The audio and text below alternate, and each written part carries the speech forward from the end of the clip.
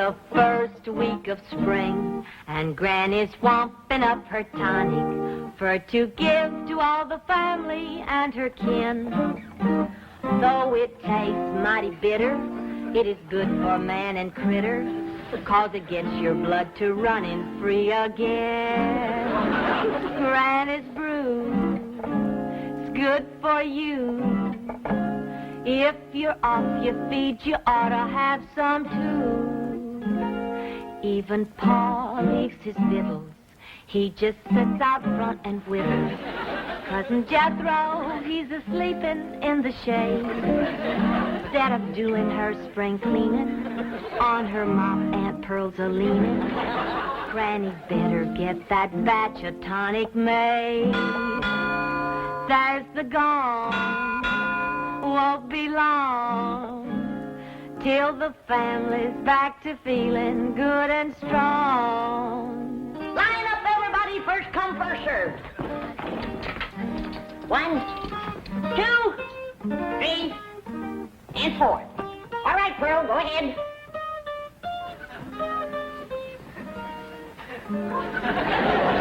All right, you should go first, Jed. You're the head of the family. Oh, no, Pearl, I ain't in no hurry. How about you, Willie Mae? Oh, no, Pa, I was the last one in. Well, I take it this family don't want to take my tonic? Oh, no, Granny, it's good. Well, then step up, somebody be first. Well, Pearl, go on ahead. Women and children first. That's the rule. That's the rule for fire, flood, and disaster. Well, it seems to me Granny's tonic ought to fit in there somewhere. I heard what you said, Jed Clampett. And just for that, when it comes your turn, you're going to get a double dose. Now, step up, somebody, and get at it. Hey, I got an idea. How about letting this little fella go first? He looks kind of puny. Yeah, he's been acting kind of poorly lately, Granny. Tonic him first, Granny.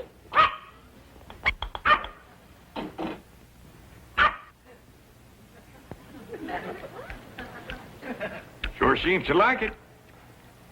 Yeah, you want some more? No, I reckon that's enough for a little critter like him.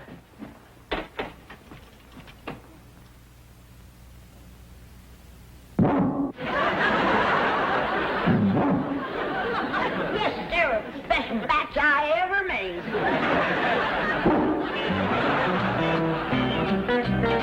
Miss Hathaway, these papers are ready for Jed Clampett's signature. Oh, incidentally, he did a fine job bringing his file up to date. Thank you, Chief. I'll be right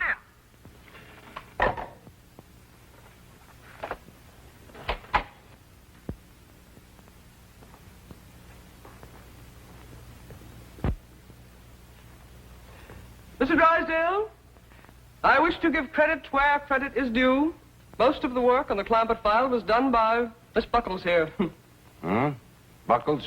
Who's she? A comparatively new girl, Chief. But already she has displayed those qualities so rare in the modern girl. Eagerness to learn, willingness to work, loyalty to the bank, devotion to duty. All right. How much of a raise does she want? Oh, no, Mr. Drysdale. I didn't do it to get a raise. I did it because I'm sincerely interested in my work here, and I'm determined to become the second best employee in your bank. You hear that, Chief? Rare devotion to duty. And Miss Buckles worked on the Clampett file in her own time. Very praiseworthy. All right, what's Mr. Clampett's present balance? $34,783,127.34. That's not including the oil deposit due today. Well, you are familiar with his file. I feel that a job worth doing is worth doing right. Unlike so many others, this girl is not here to find a husband. She is here to work, right, Gloria? Right, Miss Hathaway. You may call me Jane. All right. Take these up to Mr. Clampett. I'll make sure he signs in all places indicated. Right, Chief. Miss Hathaway, your time is so valuable, and I know that Mr. Drysdale needs you. I would never be missed from the secretarial pool. Do you hear that, Chief? Is she a rare find? I just try to be like you, Miss Hathaway. Jane. Jane.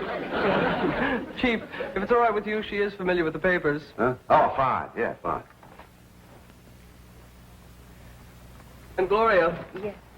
You must take my car. Oh, no, Miss Oh, Hathaway. tut. I insist.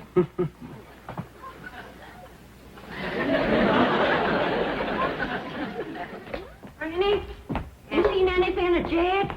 Not since I gave him that double dose of tonic. I wonder if you had ought to double dosed him.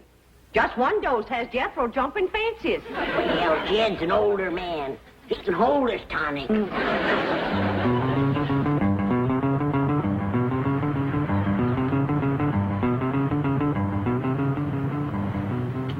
$34,783,127.34. $34,783,127.34.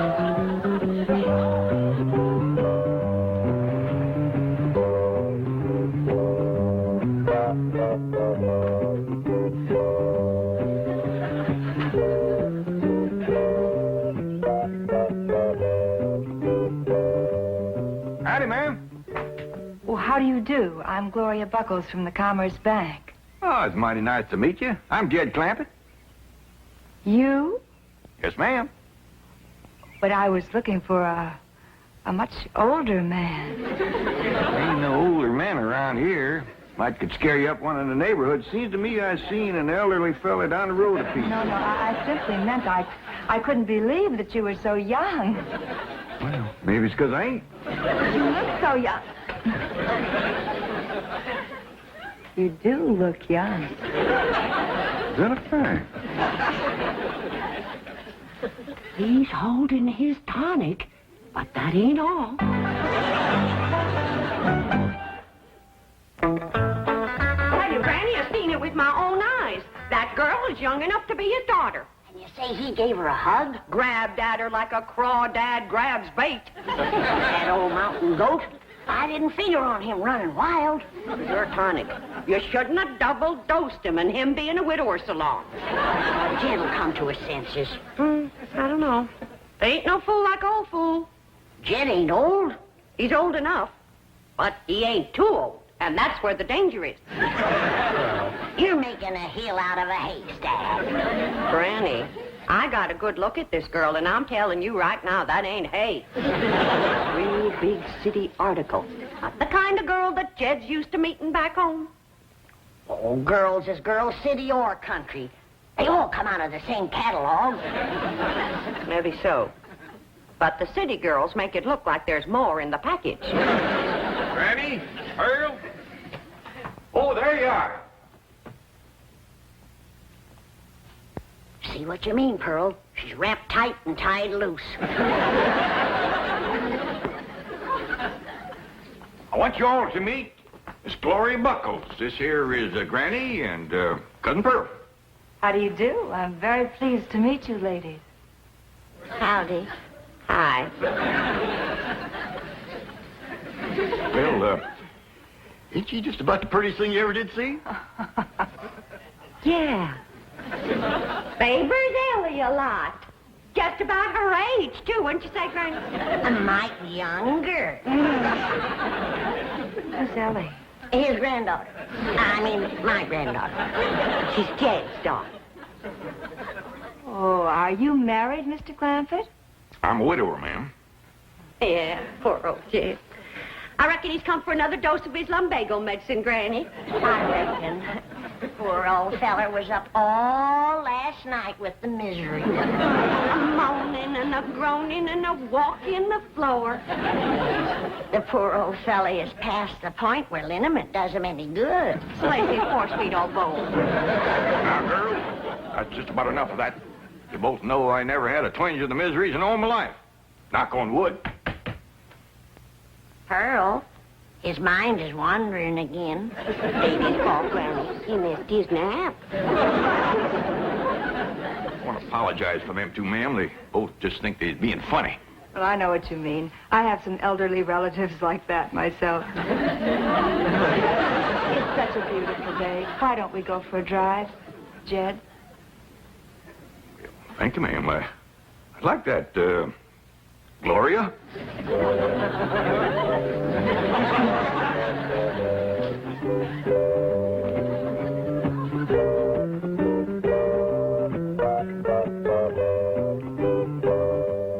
Did you hear what she called us? elderly relatives. Mind that. It's what he called her and she called him, and now she's going to get him out alone in her car.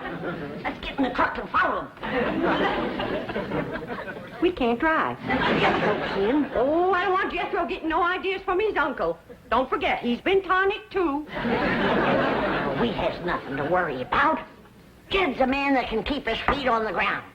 Once he gets his arms around that girl, won't much matter where he keeps his feet. By dingies, ma'am, if you hadn't brought her to a halt right when you did, we'd have gone right over that bluff. I'll get out and push her back on the road. No, Mr. Clampett. I stopped here purposely. Oh? How come?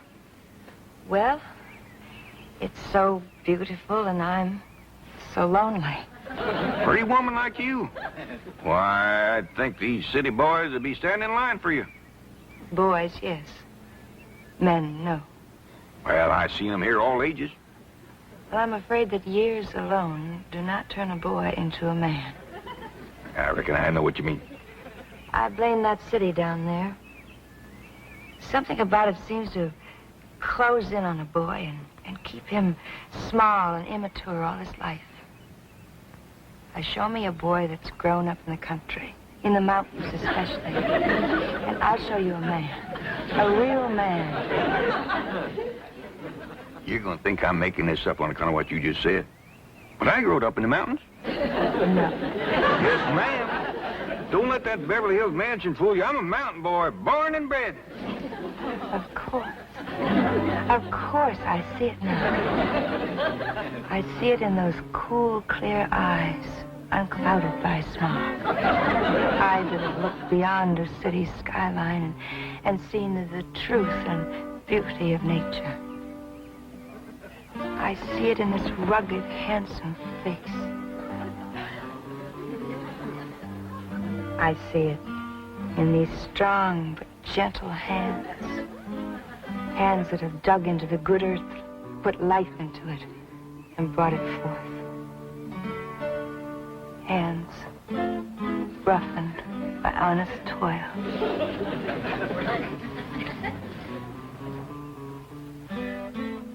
Take another look at the face. Can you see anything of them? Not a sign. Where could they be all this time? The preacher, if you ask me. We should have followed them in the truck, like I said, and taken our chances with Jethro. Now, don't shake your finger at me. It was your witch's brew that started this mess. Don't you go calling my spring tonic any witch's brew. Granny. We gotta stick together. If that young city snip gets her claws into Jed, first thing she's gonna do is get rid of us. Oh, Jed wouldn't marry no city woman. Would he, Pearl?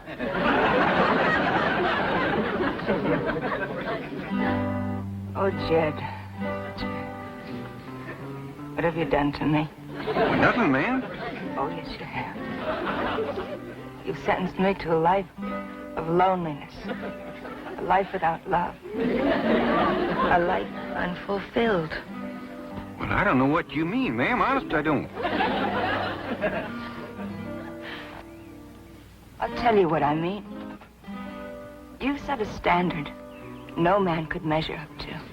A goal I could never achieve. Having met you, I could never care for a city man. Those weak and puny clothes dummies with their narrow suits and their narrow shoulders and their narrow minds. Please, ma'am, I have felt the muscles of a mountaineer ripple beneath my hands.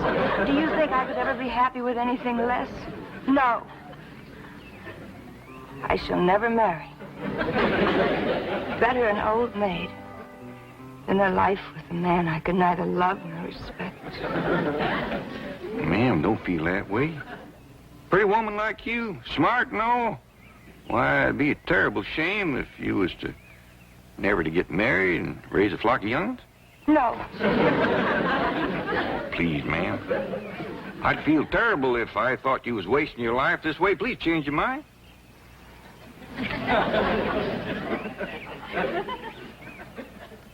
Well, Miss Gloria, if you're determined to marry a mountain man and none other, And unless you do it, your life will be ruined. Maybe. And I get to know you better. Might could find a way. Oh, Jed. Now, I ain't making no promises, but you set me to thinking. I reckon we'd best get back home and everybody get better acquainted.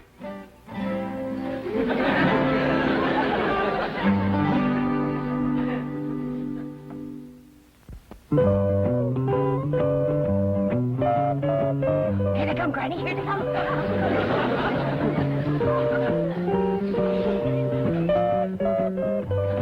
If she thinks that she's going to throw us out, I'll fill her so full of buckshot that she... There's that face coming up the driveway. Is they dragging tin cans behind the car? Put that gun away. This situation calls for brains, not buckshot. Fire. Come on.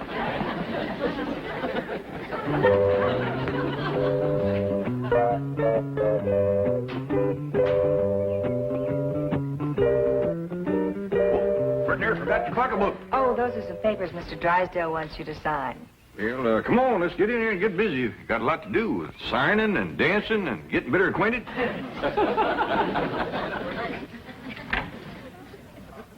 Well, I reckon the first thing I better do is sign them papers you got for me. Yes, that's a good idea. Is she wearing a wedding ring? Wait till she gets her gloves off. Don't see one. Good. Then they ain't been to the preacher. What is old Lamb, anyway? Well, now this transfers your money from one account to the other. And this is your last will and testament.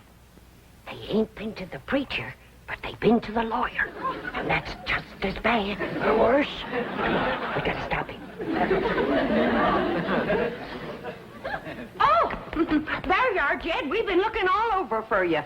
You give the doctor a terrible fright disappearing like that. Yeah, he was afraid you might have fell in the cistern again. What are you talking about? Why, Jed Clampitt, shame on you. You know the doctor don't want you to have nothing sharp. Earl, what in the blue... No, don't get excited, Jed. Doctor says it ain't good for him to get excited. What do you... Oh, I almost forgot. Come on into the parlor. Got a surprise for you. Surprise? Hey, come on.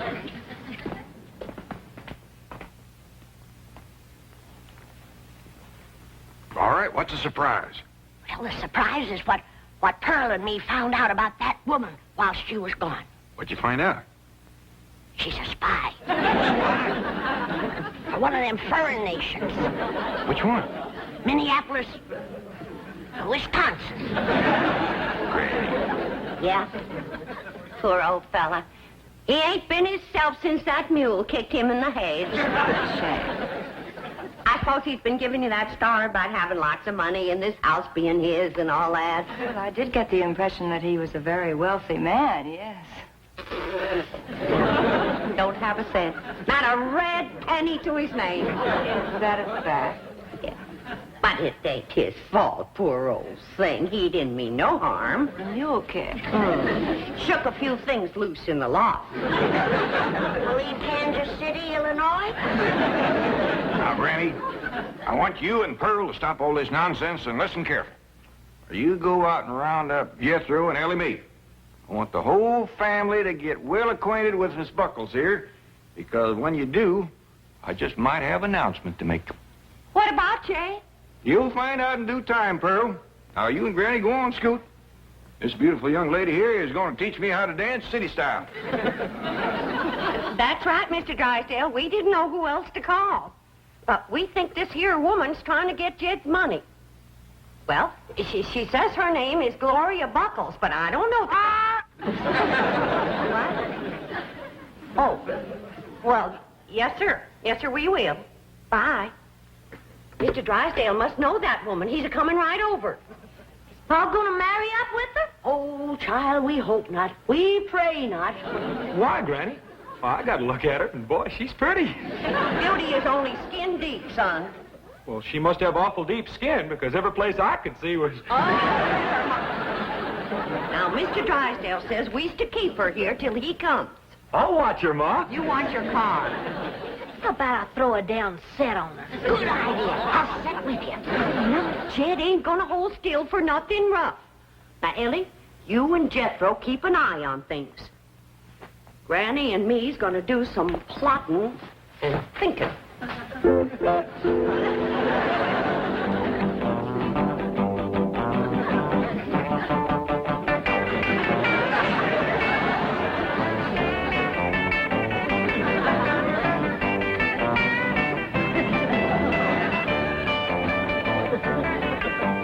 What'd you say this one was called? This is called the twist. Well, it was to dance this in a fresh plowed field. He'd auger his way right into the ground, wouldn't he?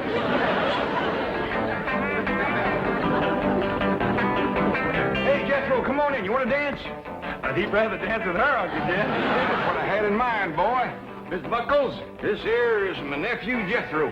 Hiya. You teach him that there twist, and I'll teach it to Ellie Mae. This is my daughter I've been telling you about. Oh, what a beautiful child. You and I are going to be such good chums. Ma'am, I think he meant for you to dance with me.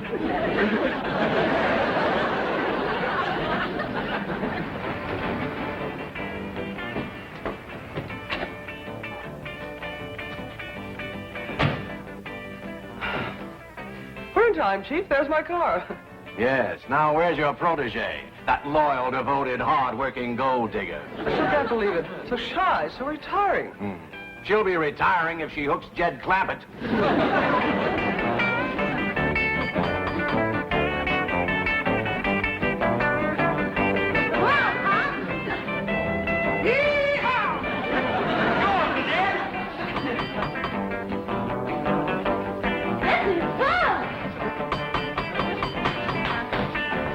Jethro, I reckon you better answer that door. Okay, Uncle Jed. Howdy. Oh, how do you do, ma'am? I'm sorry to intrude. Howdy, folks. Come on in. Dig yourselves a hole. Gloria Buckles. Huh? Where? There. Oh, my thunder, it is. You imposter. Jezebel! You gold digger. I have a bulletin for you two. You better be nice to me, or else after my wedding, you may lose your largest depositor. Wedding? Mr. Clampett. Have things gotten as far as actually discussing marriage with this woman? Well, yes, Mr. Drysdale, they have. Her and me had a nice long talk about it, and that's the reason I brought her home, so she could meet the family, kind of get acquainted. But, This pretty young city woman says that unless she can marry a mountain man, she just ain't gonna get married at all. I think we all agree that'd be a terrible waste. Should we set the date now, Jed? Well, yeah, near as we can. I'd say everybody willing that it'd be in about 3 or 4 years. 3 or 4 years? Yeah, be that long before Jethro's 21. Jethro! Hot diggity dog, I got me a wife!